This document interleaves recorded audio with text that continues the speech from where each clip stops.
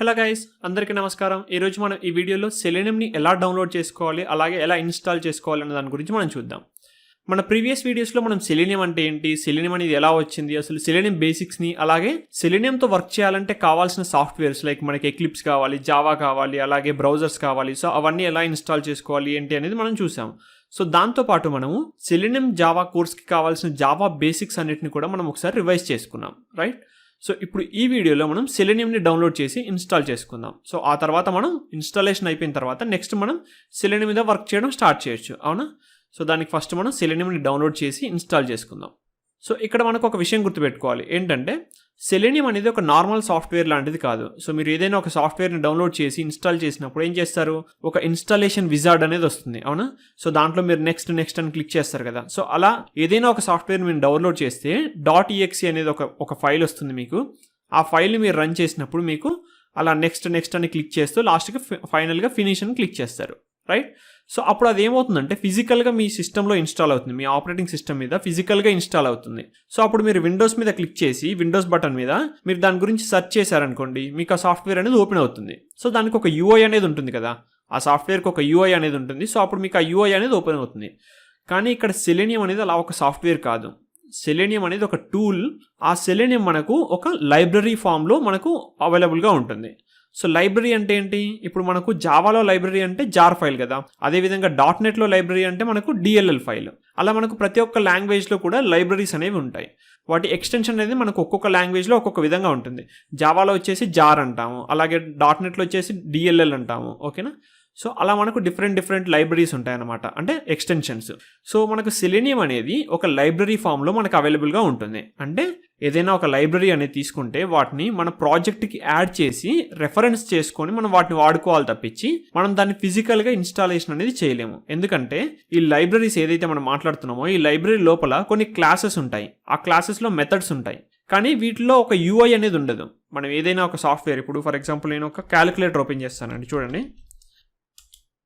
So మనకి ఇప్పుడు calculator open అయింది. ఈ క్యాలిక్యులేటర్ అనేది ఏంటి, ఒక సాఫ్ట్వేర్ కదా. సో ఇక్కడ మనకు ఒక UI అనేది ఉంది. ఇప్పుడు 1 అనే బటన్, 2 అనే బటన్, ప్లస్, ఇంటూ, మైనస్ అని ఇలా ఒక UI ఉంది.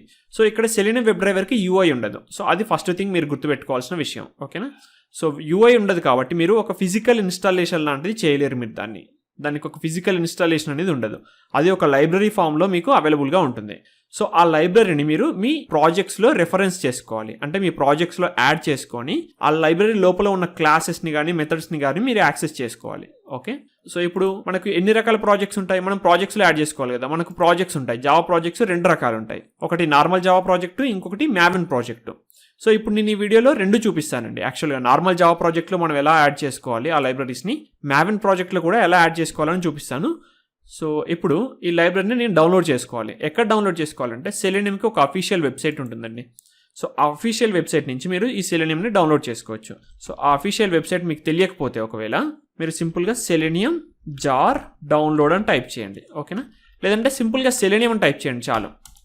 సో ఇప్పుడు మనకు ఫస్ట్ లింక్ వచ్చింది కదా, ఏమని, selenium.dev అని వచ్చింది. సో ఇప్పుడు మీరు ఈ లింక్ ఓపెన్ చేస్తే ఇది యాక్చువల్గా అఫీషియల్ వెబ్సైట్ అనమాట సెలీనియంకి. ఈ లింక్లోంచి మీరు సెలీనియం సాఫ్ట్వేర్ని డౌన్లోడ్ చేసుకోవచ్చు, ఓకే? ఇక్కడ నేను సాఫ్ట్వేర్ అనకూడదు, లైబ్రరీ అనొచ్చు, ఓకేనా? సెలీనియం లైబ్రరీస్ని మీరు ఇక్కడ నుంచి డౌన్లోడ్ చేసుకోవచ్చు.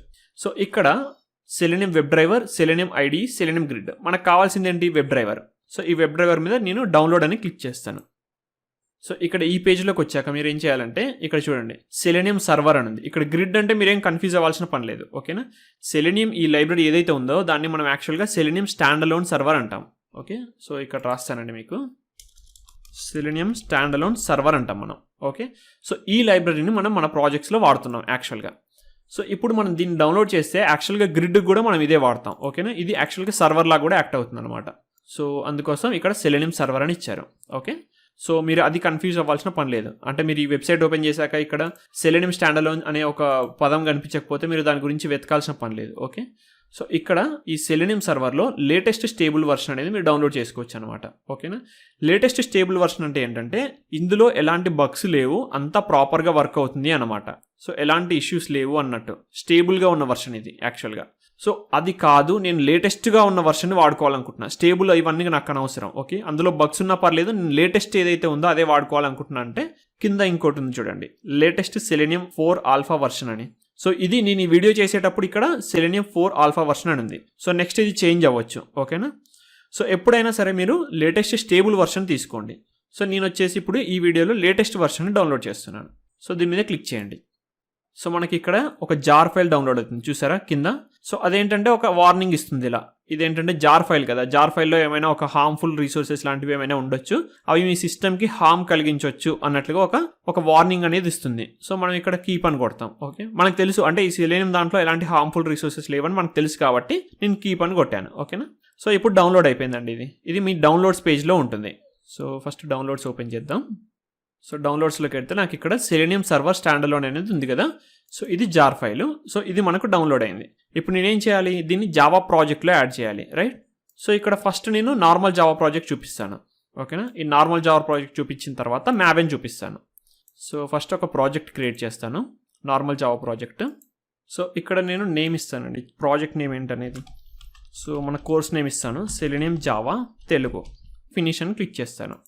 సో మీరు ఒకవేళ Java SE 11 and latest version of eclipse వాడితే మనకు ఒక పాపప్ వస్తుంది. ఇప్పుడు ఒక మాడ్యూల్ క్రియేట్ చేయాలా లేదా అనే ఒక పాపప్ వస్తుంది. మీరు దాంట్లో నో అనేసి క్లిక్ చేయొచ్చు, ఓకేనా. ఒకవేళ మీకు ఆ పాపప్ రాకపోతే ఏం వర్రీ అవ్వకండి, ఓకేనా. ఒకవేళ వస్తే మాత్రం డోంట్ క్రియేట్ అని క్లిక్ చేయండి, అంతే. సో ఇక్కడ చూడండి ఈ పాపప్ గురించి నేను చెప్పింది. సో ఇక్కడ డోంట్ క్రియేట్ అని చెప్తాను నేను, ఓకేనా. సో ఇప్పుడు నాకు ప్రాజెక్ట్ అనేది క్రియేట్ అయిపోయింది. ఇక్కడ మీరు లెఫ్ట్ సైడ్లో చూస్తే ఇక్కడ ప్రాజెక్ట్ అనేది క్రియేట్ అయిపోయింది, Selenium జావా తెలుగు. సో అది ఎక్స్పాండ్ చేశాను. ఇక్కడ దీంట్లో ఏం చేస్తానంటే నేను జార్ ఫైల్ యాడ్ చేయాలి కదా. సో మనం డైరెక్ట్గా దీంట్లో కాపీ పేస్ట్ చేయొచ్చండి, లేదంటే మనం డైరెక్ట్గా మన జార్ ఎక్కడ డౌన్లోడ్ అయ్యిందో దాన్ని రెఫరెన్స్ చేసుకోవచ్చు. కాకపోతే ఒక బెస్ట్ ప్రాక్టీస్ ఏంటంటే దీంట్లో ఒక ఫోల్డర్ క్రియేట్ చేయండి. మనకి ఎప్పుడైనా ఒక జార్ ఫైల్ లాంటిది ఉన్నప్పుడు జార్ ఫైల్ కానీ ప్రాపర్టీస్ ఫైల్ కానీ ఒక ఫోల్డర్ క్రియేట్ చేసి దాంట్లో మెయింటైన్ చేయడం అనేది మనకు ఒక బెస్ట్ ప్రాక్టీస్ అనమాట. సో ఆ ఫోల్డర్ నేమ్ వచ్చేసి నేను రీసోర్సెస్ అని ఇస్తాను, ఓకే. సో ఇక్కడ ఫినిష్ అని క్లిక్ చేస్తాను. సో మనకు రీసోర్సెస్ అనే ఫోల్డర్ అయిపోయింది కదా, క్రియేట్ అయిపోయింది. సో ఇప్పుడు నేను ఈ జార్ ఫైల్ని కాపీ చేసి ఈ రీసోర్సెస్ దాంట్లో పేస్ట్ చేస్తాను, ఓకే. ఇది సెలెక్ట్ చేసి దీంట్లో పేస్ట్ చేస్తాను. సో మనకి ఇప్పుడు పేస్ట్ అయిపోయింది చూడండి, ఓకే. సో ఇప్పుడు దీన్ని నేను బిల్డ్ పాత్కి యాడ్ చేయాలి. సో చేయకపోతే ఏమవుతుంది అనేది ఫస్ట్ చూపిస్తాను, ఆ తర్వాత ఎందుకు చేస్తామో ఎలా చేస్తామో అనేది చూపిస్తాను. సో SRCలో నేను ఒక ప్యాకేజ్ క్రియేట్ చేస్తాను ఫస్ట్, com.example, ఓకే. ఏదైనా ఒక ప్యాకేజ్ అండి. సో దాని తర్వాత ఒక క్లాస్ క్రియేట్ చేద్దాం. సో క్లాస్ నేమ్ వచ్చి టెస్ట్ లైబ్రరీస్ అని చెప్తాను. మనం ఈ లైబ్రరీని టెస్ట్ చేయాలనుకుంటున్నాం కదా, అయిందో లేదో ఇన్స్టాలేషన్. సో అందుకోసం ఫినిష్ అని క్లిక్ చేశాను. సో మనకు ఇప్పుడు ఈ కన్సోల్తో పని లేదు. సో దీన్ని మినిమైజ్ చేస్తాను. సో ఇక్కడ చూడండి మనకు ఒక క్లాస్ క్రియేట్ అయిపోయింది, అవునా. టెస్ట్ లైబ్రరీస్ అనే ఒక క్లాస్ అనేది క్రియేట్ అయిపోయింది. సో దీంట్లో నేను ఇప్పుడు ఈ Selenium ఈ సర్వర్ ఉంది కదా, ఈ Selenium సర్వర్ అనే దాంట్లో ఉన్న క్లాసెస్ని యాక్సెస్ చేయాలని చూస్తాను. సో ఇప్పుడు నేను ఏంటంటే మీకు Selenium గురించి చెప్పలేదు యాక్చువల్గా ఏముంటుంది లోపల అనే దాని గురించి, ఓకే. మనకు ఒక వెబ్ డ్రైవర్ ఇంటర్ఫేస్ అనేది ఉంటుందండి Seleniumలో. సో ఆ వెబ్ డ్రైవర్ ఇంటర్ఫేస్ని యూజ్ చేసి మనం ఒక డ్రైవర్ ఆబ్జెక్ట్ క్రియేట్ చేస్తాం. సో ప్రస్తుతానికి ఇది ఒక్కటి చిన్నది, ఈ ఒక్కటి గుర్తుపెట్టుకోండి చాలు. ఎందుకంటే అది కూడా ఇక్కడ నేను యాక్సెస్ చేస్తాను, ఆ వెబ్ డ్రైవర్ అనే ఇంటర్ఫేస్ని నేను యాక్సెస్ చేస్తాను. అది ఒకవేళ నాకు యాక్సెస్ అయితే దాని మీనింగ్ Selenium అనేది నా దాంట్లో ఇన్స్టాల్ అయ్యిందనమాట నా ప్రాజెక్ట్లో. బై డిఫాల్ట్గా జావాలో Selenium అనేది అవైలబుల్గా ఉండదు కదా. సో ఈ వెబ్ డ్రైవర్ అనే ఇంటర్ఫేస్ని నేను ఇక్కడ యాక్సెస్ చేయగలిగితే దాని మీనింగ్ నాకు ఆ సాఫ్ట్వేర్ ఏదైతే ఉందో Seleniumది అది నా దాంట్లో అవైలబుల్గా ఉందన్నమాట. ఒకవేళ లేదు అంటే అప్పుడు ఏం చేయాలని చూద్దాం. సో ఇప్పుడు ఇక్కడ వెబ్ డ్రైవర్ అని రాస్తాను. సో కంట్రోల్ స్పేస్ అని క్లిక్ చేయండి. మీరు ఒకవేళ ఎక్లిప్స్ వాడితే ఇక్కడ కంట్రోల్ స్పేస్ అని క్లిక్ చేయండి. ఇక్కడ ఏమంటుంది మనకు నో డిఫాల్ట్ ప్రపోజల్స్ అంటుంది. అంటే ఈ వెబ్ డ్రైవర్ అంటే ఏంటో మనకి ఇది కనుక్కోలేకపోతుంది. ఇక్కడ చూడండి దీన్ని మౌస్ ఓవర్ చేస్తే web driver cannot be resolved. So ఇప్పుడు ఇదేమంటుందంటే యాక్చువల్గా ఈ వెబ్ డ్రైవర్ అనేది నువ్వు ఒకటి వాడావు, అది క్లాస్ అయి ఉండొచ్చు, కీవర్డ్ అయి ఉండొచ్చు, లేదా ఇంటర్ఫేస్ అయి ఉండొచ్చు. అది జావా అర్థం చేసుకోలేకపోతుంది ఏంటి అనేది, ఓకేనా. జావాకి తెలియదు ఈ వెబ్ డ్రైవర్ అనేది ఏంటి అనేది బేసిక్గా. సో నేను ఈ వెబ్ డ్రైవర్ అనేది ఏంటి అసలు ఎక్కడి నుంచి రావాలి, దీని కంప్లీట్ ఇంప్లిమెంటేషన్ అనేది మనకు Selenium సర్వర్ జార్లో ఉంది కదా. ఈ జార్ని నేను ఇక్కడ కాపీ చేశాను. కాపీ చేసినంత మాత్రాన మనకు అది ఇన్స్టాలేషన్ అయినట్టు కాదు, ఓకేనా. డౌన్లోడ్ చేసాం, ఇక్కడ కాపీ చేసాం, కాపీ చేస్తే ఇన్స్టాలేషన్ అయినట్టు కాదు, అది ఫస్ట్ థింగ్. దీనికి రైట్ క్లిక్ ఇచ్చి ఇక్కడ బిల్డ్ పాత్ ఉంది కదా, ఆ బిల్డ్ పాత్లోకి వెళ్ళి యాడ్ టు బిల్డ్ పాత్ అనండి. సో ఇలా అన్నప్పుడు మీకు ఏమవుతుందంటే యాక్చువల్గా ఈ జార్ ఫైల్లో మనకి ఏముంటాయి, బేసిక్గా క్లాసెస్ ఉంటాయి, అవునా. సో ఈ క్లాసెస్ రెఫరెన్స్ మొత్తం కూడా మనకు ఈ ప్రాజెక్ట్లో యాడ్ అవుతుంది. అందుకోసమే మీరు ఎప్పుడైతే దీన్ని బిల్డ్ పాత్కి యాడ్ చేస్తారో అప్పుడు రెఫరెన్స్డ్ లైబ్రరీస్ అనే సెక్షన్లో మీకు ఈ సర్వర్ జార్ అనేది యాడ్ అయింది చూడండి. సో అంటే ఇప్పుడు ఈ ప్రాజెక్ట్ అనేది ఈ ప్రాజెక్ట్లో ఏ క్లాస్ అయినా సరే ఈ జార్ ఫైల్లో ఉన్న క్లాసెస్ని యాక్సెస్ చేయొచ్చు అనమాట, ఓకేనా. సో ఇప్పుడు మనం ఇదే వెబ్ డ్రైవర్ని ఇప్పుడు యాక్సెస్ చేయడానికి ట్రై చేద్దాం. ఇప్పుడు కంట్రోల్ స్పేస్ అని క్లిక్ చేస్తాను. సో ఇప్పుడు చూడండి మనకు చాలా ఇక్కడ రెఫరెన్సెస్ వస్తున్నాయి, అవునా. వెబ్ డ్రైవర్ ఈవెంట్ లిజనర్ అని, ఎక్సెప్షన్ అని, ఇలా చాలా. ఒకవేళ మీరు జస్ట్ కాపీ చేస్తే మీకు రెఫరెన్స్ అనేది అవ్వదు. ఓన్లీ దాన్ని బిల్డ్ పాత్కి యాడ్ చేస్తేనే మీకు ఆ రెఫరెన్సెస్ అనేది మీకు మీ ప్రాజెక్ట్లో మీరు యూజ్ చేయగలుగుతారు. ఓకేనా? సో అందుకోసం నేను బిల్డ్ పాత్కి యాడ్ చేశాను. సో మనకు సెలేనియంని ఎలా డౌన్లోడ్ చేసి ఇన్స్టాల్ చేయాలంటే ఇలాగే అండి. ఈ అఫీషియల్ వెబ్సైట్కి వెళ్ళి సెలేనియంని డౌన్లోడ్ చేసుకోండి. ఓకేనా? స్టేబుల్ వర్షన్ కానీ లేదా లేటెస్ట్ వర్షన్ కానీ based on your choice. So మీరు దీన్ని డౌన్లోడ్ చేసుకొని ఆ జార్ ఫైల్ని మీ ప్రాజెక్ట్కి యాడ్ చేసుకొని దాన్ని బిల్డ్ పాత్కి యాడ్ చేయాలి.